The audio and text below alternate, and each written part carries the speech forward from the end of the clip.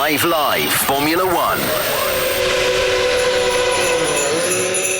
Hello and welcome to the 5 Live Formula One, a review of the year show with me, Jenny Gow. I've got a fine festive gaggle with us. We've got food, nibbles, we've got champagne, we've got everything we need to have the perfect review of what has been, we thought, a boring F1 season, but actually it's thrown up some surprises, much like this show. Harry Benjamin, you're to the left of me. I want you to delve, without looking, into this bag. Okay. And describe what you've got and put it on your head. Oh, no. Yeah. It's some sort of hairband thing, isn't it? Oh, no. I've got some reindeer antlers to put on. Very nice, adorned with some holly and some berries. Can't wait to see what Jolie has. In front of me, Andrew Benson. Oh, even better. F1 correspondent. Delve in. I need No head peeking. covering these days, obviously. No peeking. It's a Santa hat. Oh, nice. The producer just said I was Santa. It was my role for this. So Very apt. There we are. Right, and Jolie and Palmer. Have a delve into there. There's a shot at nothing. That is skimpy. Hairband Santa. It's got a little Santa. Your Santa's Little little helper. Santa Junior, yeah. Right, I'll have a delve so in. now- It I'm feeling actually suits festive. you. Yeah, very nice. Suit you, What have right. you got, Gal? Some sparkly reindeer glasses. God, well, Merry Christmas, everyone. Merry Christmas. Right, Harry, you're on champagne duty. If you want to Oh, do right, the okay. Give me a whole F1 celebrations, that would be great. So whilst Harry opens that, Andrew Benson, how would you describe the F1 season? Well, I'm just wondering if Harry's going to open that bottle of sparkling wine over his laptop, which is on the floor next to him at the moment. But Always worrying. much better than expected, Jenny. Hey. That's how I would sum it up. Oh. It looked grim at the beginning, and then it got really, really good at the end, or about halfway through. Yeah, it was a brilliant season. I think it's a season for the ages. We were talking about it in the last race, I think one of the Abu Dhabi practices of where it ranks. I think it's right up there. It would be a contender for best season ever if we had a title fight that went down to the wire, in my eyes. That was the only thing we were missing. And Harry, I mean, if that's my poor, I'm a bit disappointed. But how did you? I know it's the Christmas party, season Jenny, was but we're all better than that, working. wasn't it? Better than expected is what I would class the season by. And I mean, I've said it before already. We all rocked up in Bahrain. We were there. Obviously, there was a lot of off-track news that weekend, but it was a long race, and I just thought that was going to lead us to a long season. But it wasn't. And yes, the driver's title didn't go down to the wire. But you know what? There's enough intrigue for next year. There's the constructors' battle. Teams are only going to close up. There's enough to keep us very positive going into 2025. I think it's going to be one of the best seasons yet. Perfect. Well, we have to say cheers to our champions this year. Max Verstappen, the drivers, and the constructors goes to McLaren. And to get this little festive gathering kicking off with a bang, we've got some crackers. And inside those crackers are some talking points. So I'll go first. Harry, pull my cracker. With pleasure, Jen.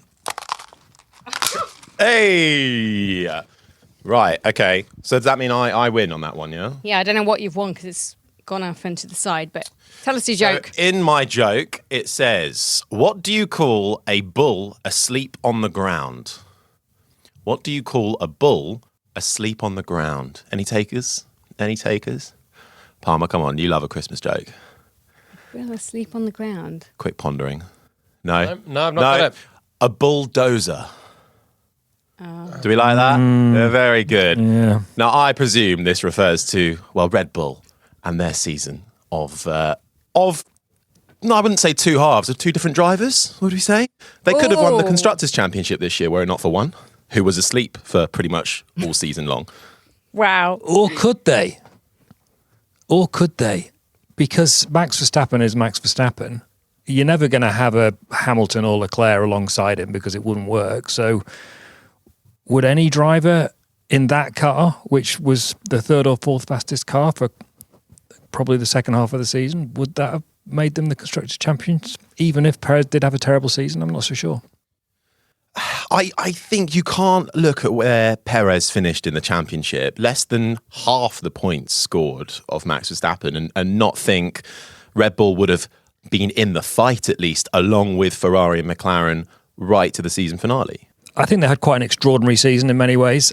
I don't remember ever a season where one team started so dominant. You know, they were half a second quicker than McLaren, in the first 5 races of the year on average. And suddenly, like that, almost overnight, they weren't dominant anymore. I still don't understand what happened. I mean, okay, McLaren made a big step forward with their car. That's what happened. But Red Bull then didn't and seemed to lose their way. And it was just the most extraordinary thing to watch. They held it together thanks to Verstappen, basically. If someone else was in that car, I don't know what the season would have looked like. But do you think we're overplaying how much they fell off the cliff, though? Yeah, maybe. Because when you actually look at the season, they obviously started off so dominantly. The middle part of the year, Max was still winning. And when you think of races like Imola and Austria, we look at it as McLaren probably had the quickest car and they were racing hard. Actually, Max was ditching Lando for 2/3 of those races as well. And it was only the last part of it that got brought together. And in Austria, it was a slow pit stop as well for Max that really brought it together. Then you had races like, towards the end of the year, you had Spa, where Max was on pole position and would have won that easily. You had Baku, where Max really struggled randomly, but Sergio Perez was in contention right at the front of the race. So I think we're probably overplaying that they were suddenly miles adrift. And even in Qatar, we saw, one day Max is really struggling. The next day, he's the pace again. And it's the way that the field was so close, tiny setup differences completely transformed the car. And it was different just weekend on weekend. Yeah, it's not the adriftness that gets me. It's the shift in performance from half a second quicker than anybody else to not. You don't see that normally. That's the point I'm making. I agree. I think we saw also how important upgrades were more than ever this season. And again, because the field was close, and Red Bull found a ceiling early on, didn't they, with their concept? Remember back to Bahrain, and we were all wowed at their new style of concept. We thought that was to give them a higher ceiling so they could take the game on further. And it looked like it was the way. And then they actually found a few races in, they were struggling to add performance and everyone else was just playing catch-up. Right, we've got our first voice note of the podcast. Let's hear who it's from and what they're asking. It's Steve Bunce here. Don't panic. You're in the right place. Just a bit of F1. Now, not many people know this, but back in the 90s, for 2 months, I was the F1 correspondent at the Sunday Times. Now, that's a prestigious gig, my friend. However, there was one problem. Well, not a problem for me. Didn't bother me, but it seemed to bother some people. I don't even drive. So I moved on from the Sunday Times to become the swimming correspondent at The Observer. But I loved that F1 caper. It was brilliant. So I've got a special question for you. How much did Red Bull's off-track antics damage their season? From Pit Stop Stevie to you. Thanks very much. The legendary Steve Bunch dropping in for some F1 chat. Who knew he became the swimming correspondent as well? From one correspondent to another, I think Andrew Benson has to kick us off on this. Okay, so what Steve's referring to are the sexual assault allegations that were levelled against Christian Horner by a female employee. Red Bull have investigated those and Horner's been cleared by 2 separate internal investigations. We have to wait and see whether there are going to be any more developments in that case. It definitely affected their season. There was basically a long-running row between Jos Verstappen, Max's dad, and Christian Horner. Verstappen started the year in Bahrain saying that the team would fall apart if Horner stayed in position. A couple of months later, Adrian Newey, the design legend, decided to leave Red Bull. That was partly because of the Horner allegations. Later on, Jonathan Wheatley, the sporting director, left. We don't know whether that was directly related to Horner or not. Wheatley's not spoken about that yet. And the atmosphere within the team also led to Will Courtney, their head of strategy, leaving after 10 years. So massive disruptions within Red Bull. Some of them definitely related to the allegations against Horner. We've yet to see what the long-term effect of that is. I personally think that they're getting sort of slightly lost in the middle of the year. I don't think you can disconnect that from Adrian Newey. He's such a sharp guy when it comes to Formula 1 car design. I think the likelihood is they would have got on top of those problems quicker if Adrian had stayed. That's just my opinion. I can't prove it, but it's just a feeling that I have. So there's no doubt that it's affected their season. Obviously, they still won the championship. Max Verstappen was very important in holding the team together. Imagine what it must be like to be the lead driver of the team and your team boss and your dad hate each other and don't try and disguise it. And everybody in the paddock knows it. And yet he managed to keep it together. So that was a hugely impressive performance by Verstappen. I mean, I don't think enough can be said about Max Verstappen managing that, but then to still deliver with some spectacular wins this year. And for a long time, we were saying Max Verstappen hasn't stood on the top step since the Spanish Grand Prix. That winless streak he went on, we weren't used to seeing it. And the turnaround not only from Verstappen putting on a lot of pressure on his own team and fighting back, Sao Paulo, magnificent, Qatar, felt like maybe we back to a bit more Verstappen regularity here. How did you read that part of the season? I mean, Verstappen just won the title for himself, didn't he? It was a team effort. I thought him and GP as race engineer were always on the same page, even if it didn't sound like they were. But you know, they get the most out of each other in a kind of brutal, honest way, and they do sort of request relentless perfection from each other. So when things are not absolutely perfect, they'll say it on the radio, absolutely brutally. But that level means that they're so hard to beat as a combination. Something like Silverstone, where Verstappen it was one of his weakest races in terms of pace, but it still managed to finish second, calling the shots right. You had a few other races, Singapore, Zandvoort, where Verstappen wasn't really quick. He was struggling a lot, still finished second. And then the ones that you mentioned, those wins. The Brazil one was just... That was the season-defining race, wasn't it? It was such a drive. He's such an uncompromising character, Verstappen, isn't he? And so true to himself. Some people don't like him, but look at some of the off-track stuff that happened this season. Swearing in a press conference, and he gets a penalty from the FIA. He straight away comes out and says this is ridiculous and hosts 2 press conferences outside. Community service in Rwanda. Yeah, exactly. Community service in Rwanda was the penalty in the end. 2 press conferences outside the FIA press conference room in Singapore. You can't swear. You're off to do community service in Rwanda. Then the argument with Russell in Qatar, something that Russell did in the stewards room really upset Verstappen, and he really went for it again on the Sunday night after the race there. Then they had a big spat in Abu Dhabi at the final race of the year. This is what Verstappen is like. He's just, you get what you see with Verstappen. Who he is right out there. And it's not always pretty to watch, but it's very impressive in terms of the on-track performance that delivers for him. And it is box office. That's what you have to say about Verstappen. He is unbelievably talented at driving a Formula One car. He's galvanised a team around him, and that's shown in the results. But his quest for perfection is, if he has the best car, he will win everything. As we saw last year, minus 3 races, it was incredible in 2023. When he doesn't have the best car, he's still, he's going to be there every race. You never get an easy ride taking on Max, and that's what particularly Norris found out. Anyone will find out next year. And just the way that he's honest, you might disagree with what he says, you might disagree with what he does on the track, but my word, it's entertaining. Throughout it all, Max Verstappen ends up as a 4-time world champion. He joins Sebastian Vettel and Alain Prost in that list. How much further can he go? Where does he rank at the moment amongst the all-time greats? Well, higher than Vettel and Prost for a start, even though he's got the same number of championships. He's right up there at the very top with, usual suspects, Fangio, Clark, Schumacher, Hamilton, Senna, and Verstappen. He's absolutely top echelon, isn't he? I don't think there's any doubt about that. The interesting thing, though, is he's actually 1 year older than Vettel was when Vettel won his 4th title, all in a row, but all with the same team as well. So the comparison is there. Is almost cleanly 10 years ago as well, 11 years since Vettel won his 4th. And you never would have thought that Vettel would finish on 4. You never would have thought Alonso, who was a year younger as well when he got his 2nd, would finish on 2. It's easy to think at the point of greatness that this is, he's destined for 7 titles. Could it be 8? Could it be more? But winning titles is not easy. He's made it look comfortable for a couple of years, but he has got to go on. I still think, though, Andrew, unlike Vettel, it's difficult to see how this ends at 4 for Max.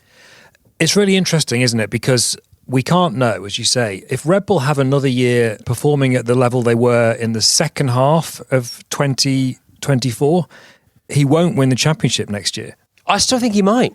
I'm not saying he won't, but I'm saying if that's if that's their level, their level from, say, Silverstone onwards to the end of the year, he doesn't win the championship in that car. I still think he might. Okay, well, maybe yeah. There we are. But then what happens to him after that? Does he stay at Red Bull? Does he move away to Mercedes? Does he move away to Aston Martin? Does he move away to Ferrari? Does he retire from the Does sport? he retire from the sport? Exactly. We just don't know. But my point is, he won this championship by nearly 70 points.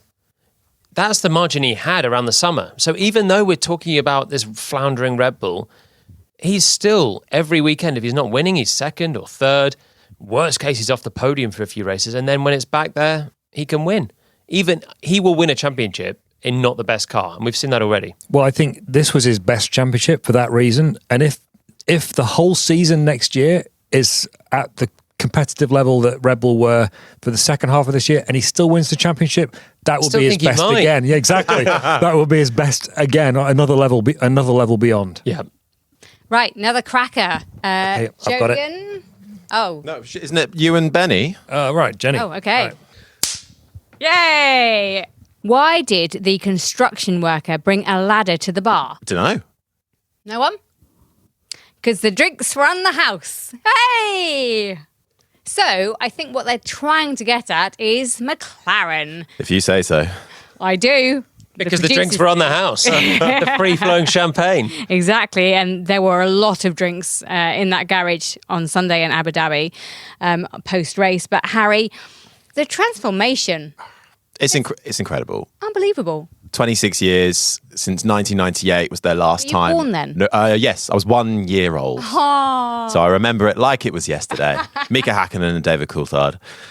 I just think it's actually sensational. I know it's bigged up enough already, but where they were even at the start of this year, they didn't fly out the blocks, but you go back a year before, slowest team. You go back over the last decade since we've entered this hybrid era, and their form have just been rock bottom. They've made incremental gains, but when you think about the times they were struggling with their Honda power unit, and there was all change not only within the drivers but within the team as well, on the top technical side, the managerial side, Zach Brown coming in, and then Andrea Stella being brought in a few years ago, first of all in the technical department and then being promoted to team principal.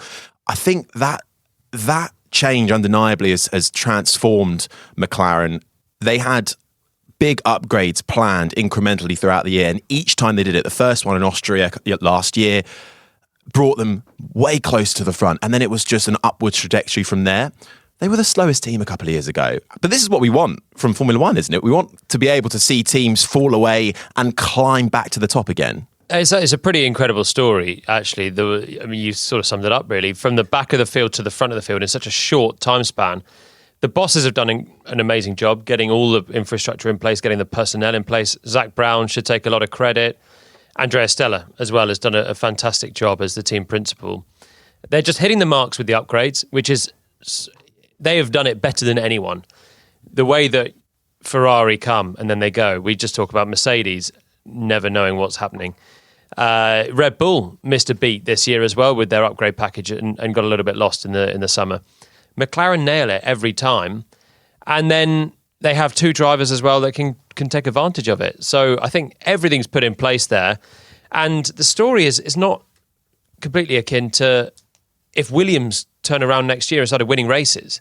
We're talking about a sleeping giant for years, McLaren. Now they're at the front again. We forget that they were rubbish in 2016 and 2017. They were absolutely nowhere in their McLaren Honda era. And within 8 years, they're champions.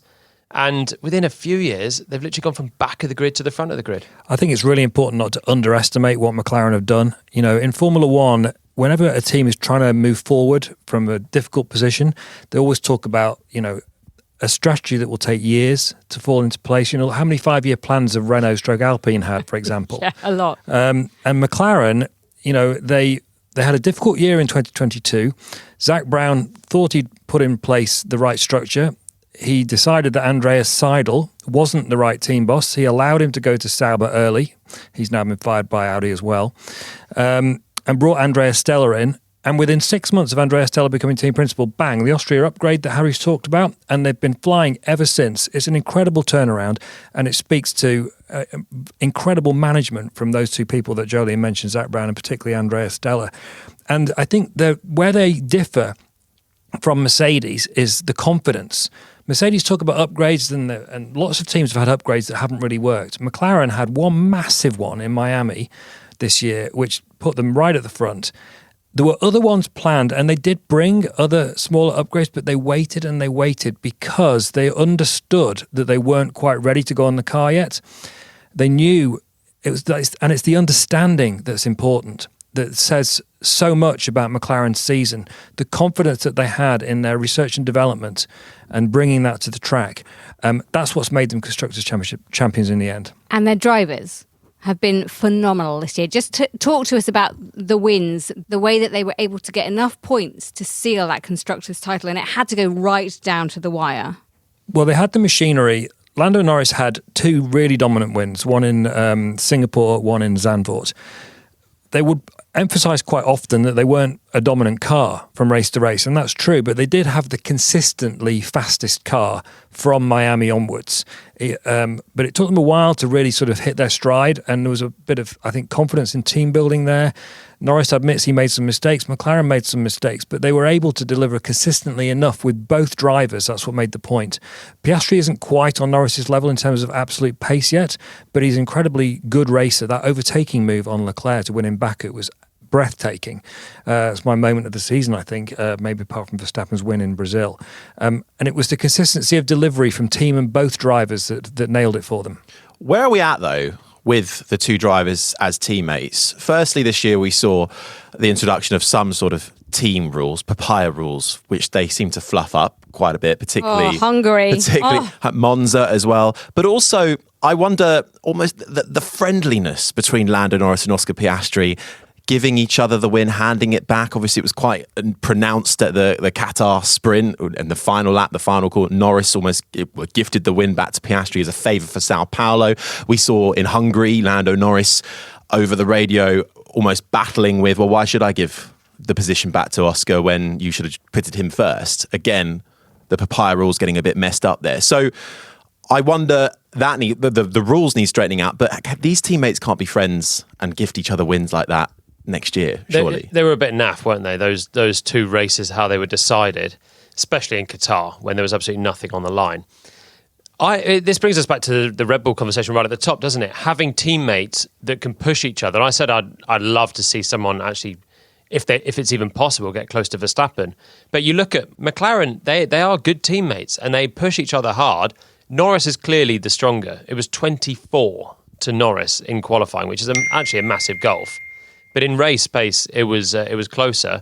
And I think you need to have a little bit of bite in your teammate rivalries. Otherwise, you're going to have a Verstappen-Perez season where you can win races with one dominant driver, but you've got no one to back him up and you won't win the Constructors. Right, you heard the noise. It's another voice message. Who's from this time? Hey guys, hope you're well. Sam Bird here, BBC Radio 5 Live commentator and Leon McLaren Formula E racing driver. My question to you guys is, obviously McLaren have wrapped up the Constructors' title this year in fabulous style in Abu Dhabi. Do you think they can take it a step further next year with either Lando and Oscar and take the fight properly to Max Verstappen and try and secure a driver's title, something that Lando has been speaking about? Obviously, towards the end of this year, he said on the radio, next year is going to be my year. Do you think this is a real achievable task? For me, it's a yes, but I'd like to know what you guys think. So, Sam Bird, commentator extraordinaire, Formula E racer as well, I suppose. He brings up a good point. The battles between Lando and Max, some of them were outrageous. Can you pick some of your favourites, some of the worst and best, I suppose? Well, the first one for me is at the beginning of the fallout, maybe. Austria was just quite something. Seeing those two almost out of the blue, suddenly the 2 leaders, not only of the race, but now we're seeing Norris as a championship challenger, have collided. Verstappen's got a puncture. Norris is out of the race. That, to me, was quite a defining moment. But we've also heard Lando Norris speak quite openly. Feels like he wears his heart on his sleeve a bit. He's quite self-critical. I think if he is to challenge and straight out of the blocks next year and be consistent, I think he needs to almost part that. As much as I love to see the honesty from drivers, you need that bite. You need that willingness you need that Max Verstappen ruthlessness. As much as he is criticised for it, I think Norris is maybe missing that little bit of ruthlessness, which we've seen a few times this year. Don't you think those battles were some of the best and the worst in the same moments. Yeah. Because the on-track action is kind of what you want. Title rivals going at it. Austria was lap after lap. I don't know how many laps it was in the end before they finally came to blows. Austin, the big moment. Mexico, 2 big moments. And I mean, you love to see drama like that. But then in all of them, it was very much kind of Lando being bullied by Max on the track, really. Austria, there were numerous things that were, moving under braking, keeping the place around the outside, and then finally the collision in the end that Max was blamed for.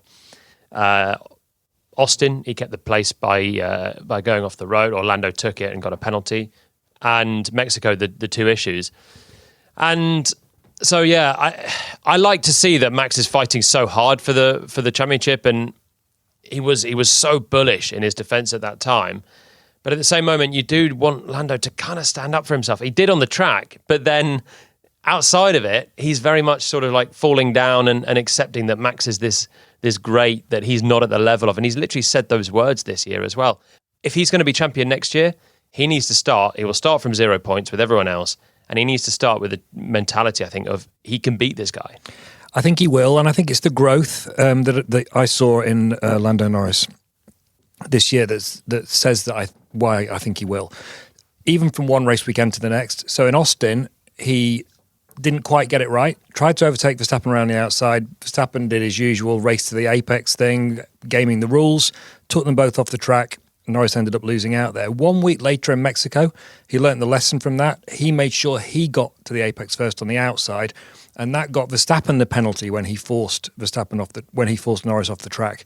And then the second incident at turn 8, was it at the start of the SEs? That was just Verstappen having a red miss moment. Don't think you can lay anything on Norris for that. So the learning from Austria, then into Austin, and then on to Mexico, I think that's what Norris has gone through this year. I think he's not as instinctive a natural racer as Piastri, who did the great move around the outside of him in turn 4, for example, in Monza. But I think that suggests that he can take the lessons from this year into next year and be a contender from the start. I can't wait to see Piastri and Norris fight for that championship. They both want it. They both spoke after Abu Dhabi and saying they think they can next year. And throw that into Max, George, Kimi Antonelli, you've got Lewis Hamilton, Leclerc. I mean, it's a tasty mix, isn't it, going ahead? I know we're not allowed to talk about 2025, but it is tasty. Well, we're going to answer Sam's question. Are they going to win the Drivers' Championship next year? Can they win it? Yes. And with whom? I'm saying they're not going to win the Drivers' Championship next year. Well, I think I just made it clear. I think they can, and I think Norris is the obvious guy. Yeah, I think Piastri's got a lot of work to do on his one-lap pace to get onto the same level as Norris. Norris is still going to be their guy. And I think starting from 0, it will be a great chance for him to reset, because trying to overhaul that points deficit this year, it was just too much. And Max knew it, so he could always have the sort of double DNF if he had to at times. Right, cracker billing time. Andrew, Jolien, do it.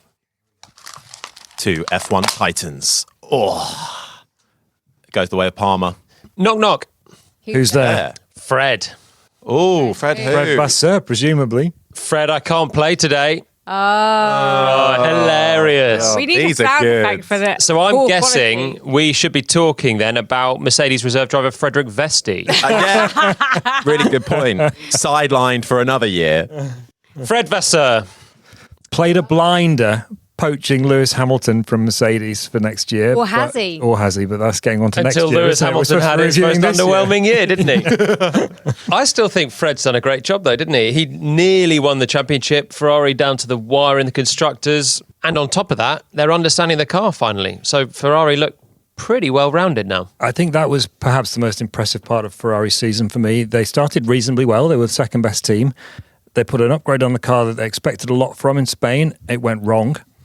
But they understood it, sorted it out, and, really came on strong in the sort of final part of the season to the point where they were battling for the Constructors' Championship at the last race, just missed out to McLaren.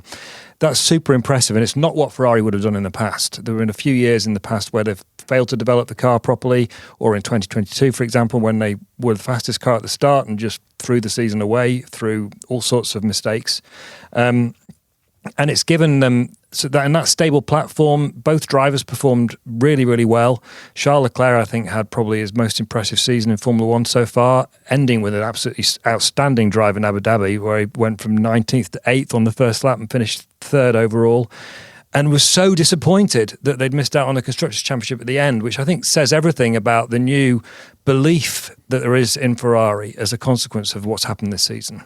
Is this the best Ferrari have been in terms of when we look at their potential going forward since their sort of championship challenging years? I know sort of 2018 they were looking quite strong, but actually as an all-round package, as you say, with Fred Vasseur now in place of the team principal, they've got a new deputy team principal as well. They pinched some Mercedes people coming over. I thought they had a stunning driver lineup this year. That only gets better, we think, with Hamilton joining. Is this the best Ferrari have looked at the end of one season going into a beginning? I think it is. Yeah, I think it's almost the best so many teams have looked, really, because they've got the iconic driver lineup for next year. Leclerc and Hamilton is just going to be so exciting to see what happens. And as Andrew said, they've got on top of their car issues. They're clearly putting everything into being champions again next year. They were gutted to miss out in the teams, but I think this is probably the best Ferrari package in probably like 2 decades since Schumacher was in the team, potentially. Oh, we've got a text message. Right, let's have a listen to this. I think it's a voice message. Hey team, I hope you're all doing well. Sorry I can't be there with you all. I'm here in Dubai growing my freckles in the sunshine, or attempting to anyway. But a question, obviously there's a bit of change at Ferrari for 2025, but do you think their lineup is stronger or weaker than 2024? Obviously, they've got the 7-time world champion Lewis Hamilton, but Carlos Sainz was doing a pretty decent job up against Charles Leclerc. Thoughts? Alice Powell is living it up, isn't she? Dubai for Christmas, lovely. Wins the F1 Academy Championship with Abby Pulling and then puts the feet up for the rest of the year. Pretty decent. She's absolutely correct But in doing I love as that well. she's on the sunbeds in Still Dubai thinking. and she's just pondering this through, isn't she? Oh, are Ferrari better or worse next year? I'm in two minds because I think they've got Carlos Sainz. They had Carlos Sainz and Charles Leclerc. It's been a really strong lineup, particularly this year. I think Sainz almost has made a step up this year. I mean, that win in Australia was fantastic, obviously, for the storyline coming back after the appendix getting ripped out of him. And actually, even Mexico. Ripped out of him. Ripped out of him. And then Mexico, though, appendix to one side, was just such a Really? strong weekend for him overall. Wasn't your dad a doctor? Yeah, but but in the brain. And not that's, that- not yeah. that- They just rip the organs out when you're going for surgery. Yeah, exactly. It's all casual. But look, Lewis Hamilton is obviously a 7-time world champion, one of the greatest of all time, greatest of the current era. But there is a part of me that just thinks, is the grass always greener? Especially when you take Lewis Hamilton's, in the stage of his career right now, where he's in the latter part. This year hasn't been his best year. He admits that. Is that going to be an issue, a carryover? We've still got one more year of this current generation of car. Okay, he's going to be in a brand new team, but is that car still going to suit Hamilton? Is looking despondent at that question. Excellent. But So look- there's a part of me that has doubt. Well, if I'd asked you that question at the beginning of the year, you would have gone all in on Lewis Hamilton over course. Carlos Sainz, right? Yes, Hamilton's had a difficult year in the Mercedes, but look back to the year before. It's not like he can't drive these cars. He was so impressive in 2023. Really comfortably beat George Russell then, although they've been very close over the 3 years together, and Russell is outstanding, don't get me wrong. But I just think that he didn't get on with this year's Mercedes. I think that's what we'll end up working out. I think Leclerc and Hamilton drive in a very similar way. They're like a predictable car with a bit of a loose rear end that they can like drive from the seat of their pants. Okay, maybe they're not the sort of scientific analysing all the data type that Carlos Sainz has been. But I don't think there's any reason to believe that if Leclerc can drive a Ferrari quickly, I don't think there's any reason to believe Lewis Hamilton can't drive the same car as quickly, maybe not in qualifying. We'll have to wait and see. But I think that I think Hamilton will be back to his best next year, and I think you'll be looking back at you asking that question and thinking, how silly was I? Oh, gosh. Couple of follow-ups. Who is the better pairing this year? Was it Leclerc and Sainz, or was it Russell Hamilton? Which team was the Leclerc better? Sainz this year. Hands down. Do you think it was Russell? So Russell I and have Hamilton? I have this feeling that George Russell is massively underrated. Every year we talk about how good Lewis Hamilton is. You know, he's everything that he's achieved, apart from this year, where we talk about he's lost it. We're not mentioning the fact that Russell might be an absolute championship contender. I'm sure we're going to get Definitely to that at some is. point. Yeah. We've still got Mercedes to talk about. And I don't want to dwell on that. I'm not going to go too hard on that now. But I think my point still is really, is Hamilton still driving well, but Russell's just taken his game on, at which point maybe Russell Hamilton, this could be an unbelievable pairing, really, if Russell's, a step ahead versus Sainz and Leclerc, who've got on very well and had a really harmonious relationship. For me, I think it's bold. And I love that Ferrari have gone bold. It feels like a different kind of Ferrari. So let's go, next year's will be a better lineup. But we'll gather around this time next year and have the answer for you, Alice. Right, she is in the sunshine in Dubai. Let's just go over those wins, because some of them, like Monza for Leclerc, looking back to Monaco, there was 2 home wins and they were something beautiful. They're the ones that you want to win if you're a Ferrari driver. Monaco, Leclerc was just on another planet. He's had a few near misses in Monaco. So many near misses. I know. And so you never know when he's on pole if he's actually going to be able to deliver it. And it's, of course, his home race. And it was perfectly measured. But Monaco is all about qualifying. And that's where he nailed. It's a Leclerc strength. And Ferrari were good there. The race wasn't a cracker, but it was a really nice story. It's never a cracker. No, you win it in qualifying, don't you, for that one, unless something absolutely chaotic happens during the race. But it was phenomenal for all the reasons Palmer has said. But Monza as well, I think, to do it in front of the Tifosi, but also Ferrari kind of nicked it away as well from McLaren. They fumbled in Monza, particularly that opening lap. But then Leclerc and Ferrari were able to make hay while the sun shone in that instance, and then cement it as well with their pace up front.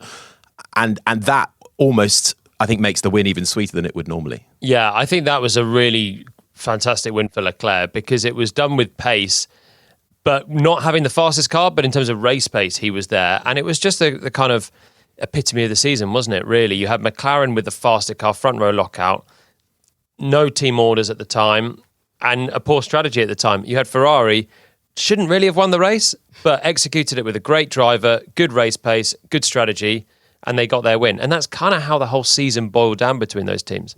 And Sainz winning in Mexico, obviously, from pole was an important move in the constructors. It led them to be able to battle. But he was so desperate for that last win before he leaves to Williams. And he really wanted it in Abu Dhabi, and it just didn't fall his way. Oh, you can't go too greedy, though. He got it in Mexico. What was that, 4 races from the end? And second in Abu Dhabi, come on. Yeah. F1 drivers are all about greed. I they know, always but want to win. you gotta measure it a little bit as well. I thought Sainz was fantastic this year. Definitely his best season in Formula One.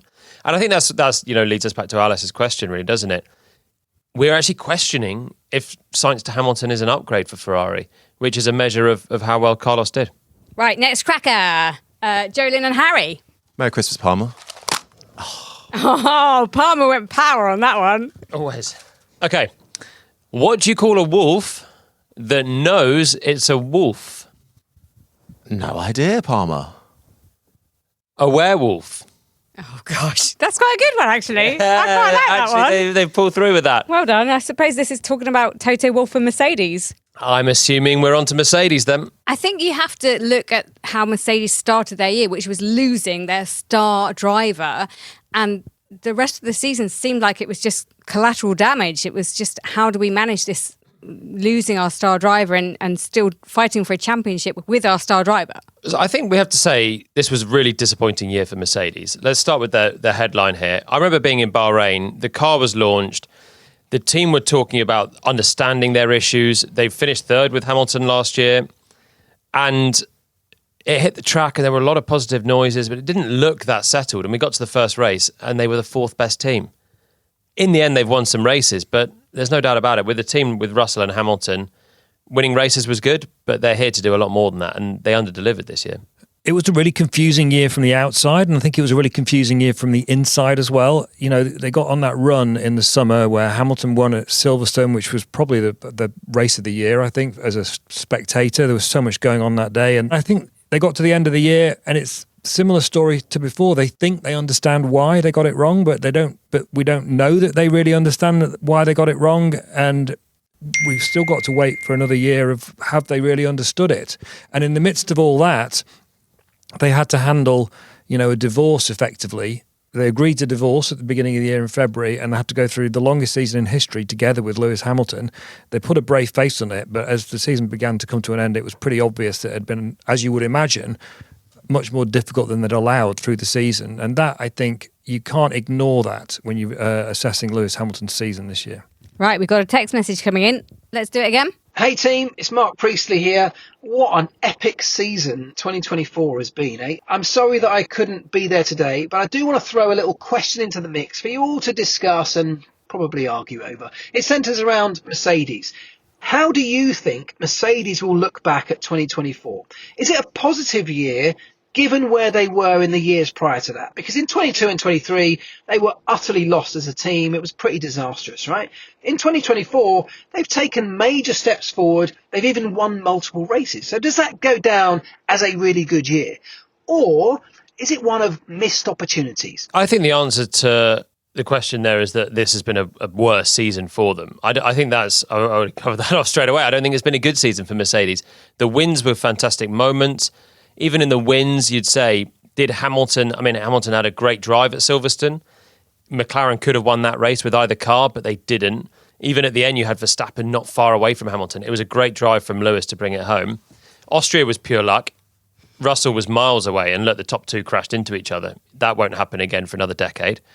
Then you have Spa, which, again, Mercedes making the most of the fact that Verstappen had a grid penalty. Lewis drove really well.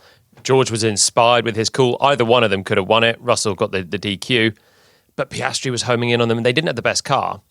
And then you have Vegas, where they did, and both drivers were really good. So a lot of the wins were opportunistic wins. Vegas was the one where they had the best car, but Vegas is a freak circuit. It's conditions that you don't get anywhere else. Even Qatar was chilly the week after. It wasn't Vegas level of cold, and they weren't in the same ballpark. So I don't know. I just think with every year, 22 was a head scratcher. They came on strong. Russell won the race in Brazil, and you thought, okay, maybe they've learned for 23. No, 23 was a head scratcher. And then they came on strong, and Hamilton was good at the end of the year and had good races in Austin and the like, finished third in the championship. And you thought, okay, 24, this is going to be their year. Now, 24 has been a head scratcher. And then Hamilton and Russell come on strong at the end of the year in Vegas, and you think, okay, they'll get it for 25. You get my drift. I have no confidence it's going to happen, but we will see. I think with every year that they have a head scratcher, they're like the boy that crow wolf. Aptly. Very good. Yeah, I feel that they lack confidence, and going ahead without Lewis is going to be a real challenge for them. Well, I think we might be, we don't know about this Hamilton factor, but we might be majoring on it too much here, because Lewis will be 40 next year anyway. And like I said before, I think George is actually showing himself to be a team leader, and he's doing an incredible job. I think that will probably still be the case next year, and I don't know if they'll particularly miss this year's Lewis Hamilton. I think they'll miss last year's Lewis Hamilton a lot more. Right, next cracker. Come on, boys. Jolien, Harry. Pour my cracker, Palmer. Yes. Harry wins. You. I don't know if you could tell from that gloating. Okay, why did the Green Giant lay down in the field? Something about sweet corn. You're not far off. So he could rest in peace. Goodness me. What So- is Aston Martin? These are some. I must say, whoever got these crackers, top work. Some of the best I've come across in my time. So I think off the back of that, we're at the point of any other business and the rest of the field that we haven't quite covered. It was a competitive year in Formula One, up and down the grid, but behind the top four, Aston Martin, if I start there, they were a bit underwhelming in the end, Andrew. Is it all focused now for when Adrian Newey comes in? Have they written off that time in between now? Well, when I interviewed Fernando Alonso in Abu Dhabi, and we were talking about his season, and he was like, "Well, yeah, okay, it's not been great on track, but we signed Adrian Newey. So I can't look at it as happy day. yeah, exactly. Can't look at it as a bad year in that way. He was saying. So you can see his point. They were not great, Aston Martin. Very similar year to last year, but just starting from a lower point in the beginning. He hung on to being the best midfield driver in the championship, and they hung on to being fifth in the championship, despite having the eighth fastest car on average for the second half of the season, which suggests that, Alonso's still driving at a reasonable level, despite being 43. There's nothing wrong with being 43 or even older. Exactly, but it's unusual for a Formula One driver. In fact, it's completely unprecedented since the 50s for a Formula One driver to be in their mid-40s and performing at a high level. Another message coming in there. It's exciting, isn't it? Let's hear it. Hi team, Beck Clancy here. Sorry I can't be with you. After 24 races, I think I've seen enough of you, basically. My question for you is this. Jack Doohan made his debut in F1 in Abu Dhabi. He was replacing Esteban Ocon in the Alpine.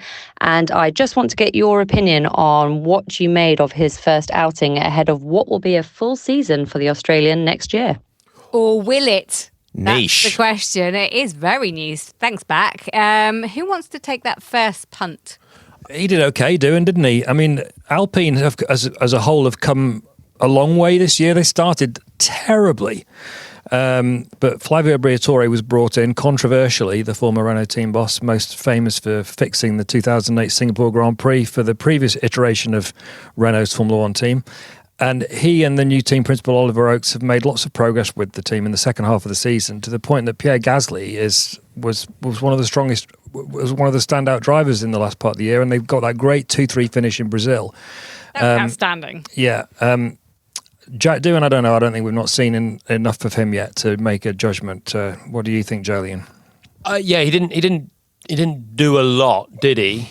But he didn't do a lot wrong either. It was fine. It's difficult to parachute in for a final race. Abu Dhabi's a nice track for it because everyone knows it well. There's runoffs and the like. But I'm looking forward to seeing what he and all the rookies can do next year.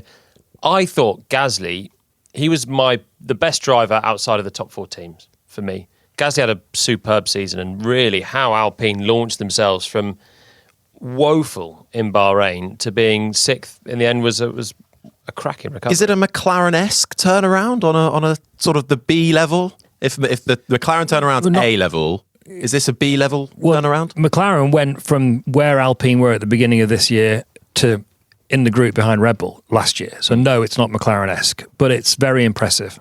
Considering where they started, as they say. But I mean, for any regular Five Live listeners, they'll know that for me, the battle for sixth in the constructors is always very much at the top of my shopping list. But also, and what a battle it was! By the way, I know Andrew's just absolutely poo-pooed that, but Gasly finished, like you said, third in Brazil. Ocon qualified fourth and finished second in the other car. Gasly qualified third in Vegas. He ran third in Abu Dhabi, the start of the race. Like, he wasn't miles away from actually leading Grand Prix at the end. So whilst he wasn't quite McLaren-esque, the turnaround was pretty amazing. And this time next year, we could be saying that they've had the exact same turnaround as McLaren. Constructors champion. Wow, for Alpine, that would be 2025. something. But we're not looking ahead to then. What about Haas? I thought they had a really decent season in the end.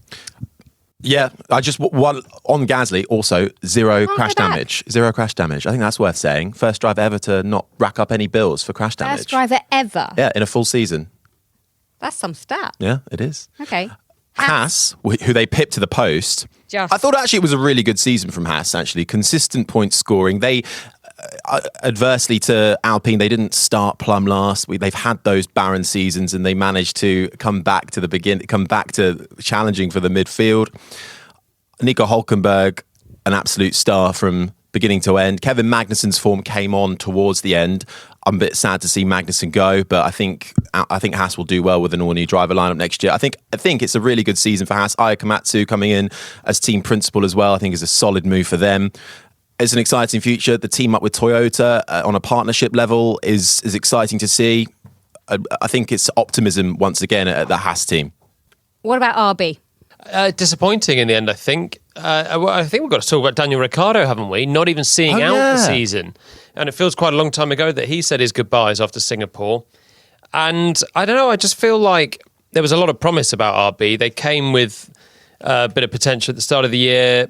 Thought that they were going to be able to sort of tread water in the midfield, and they did okay. It was close between them, Haas and Alpine, but they did just drift away. And I still feel like Haas and Alpine probably have had the stronger drivers overall than RB across the three that they had. And I think Hulkenberg, Gasly, and then Magnussen and Ocon, they're such solid drivers. And I think the chop and change at RB hasn't done them any favours. And in the end, they just fell short. Williams? Really difficult year for Williams, wasn't it? They were, brilliant mechanics. Yeah, so many crashes from all the drivers. They should never have continued with Logan Sargent into this year. That was pretty obvious. Even at the end of last year, I don't really know why they did. And obviously they dropped him after Zandvoort when he crashed the upgrades in a really, really silly way in practice in the wet. So I think the problem is that all the accidents that they had kind of masked.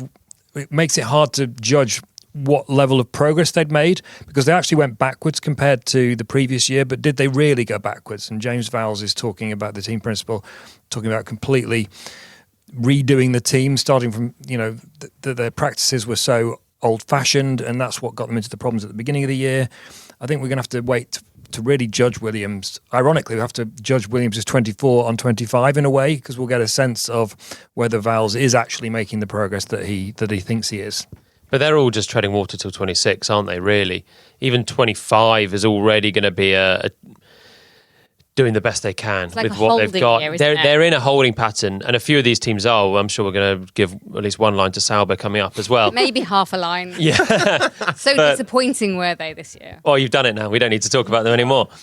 But, Williams, that they've had sort of one and a bit drivers this year. Sargent never should have stayed on. Colapinto had flashes of decency and scored some points.